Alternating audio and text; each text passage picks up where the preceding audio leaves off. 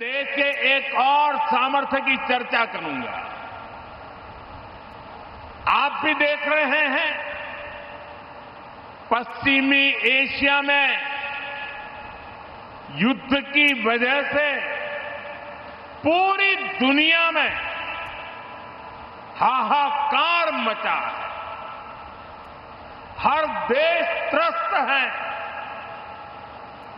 इस युद्ध ने 21वीं सदी के सबसे बड़े ऊर्जा संकट को जन्म दिया।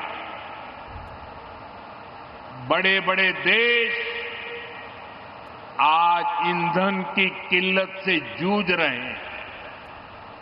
लेकिन साथियों, 21वीं सदी के सबसे बड़े ऊर्जा संकट पर 21वीं सदी के नए भारत की इच्छा शक्ति और भारत के प्रयास इस संकटों पर भारी पड़े हैं। भारत ने हर स्तर पर सही फैसले लिए, संकट का समय रहते सटीक आकलन किया, प्रभावी रणनीति बनाई, भारत के संसाधनों का संतुलित प्रयोग किया, भारत की डिप्लोमेटिक पावर का सकारात्मक इस्तेमाल किया और तब जाकर भारत संकट से उबर पाया है।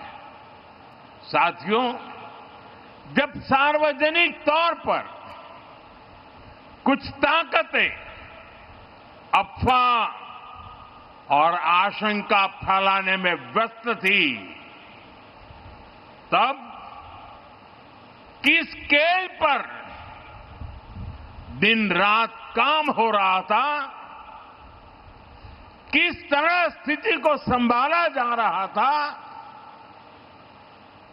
वो मेहनत, वो प्रयास, वो धैर्य नीतिगत स्तर पर, कूटनीतिक स्तर पर उठाए गए एक एक संवेदनशील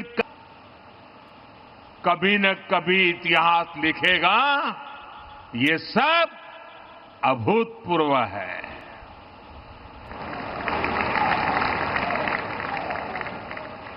मैं एक उदाहरण देता हूं। रसोई गैस यानी एलपीजी के विषय में हम सब जानते हैं, हमारी जरूरतों की करीब 60% एलपीजी अन्य देशों से आयात की जाती थी और इसमें से भी 90% एलपीजी गल्फ देशों से आ रही थी, हॉर्मुज से होकर के आ रही थी और अचानक से युद्ध के हालातों ने उस सप्लाई को लगभग बंद कर दिया।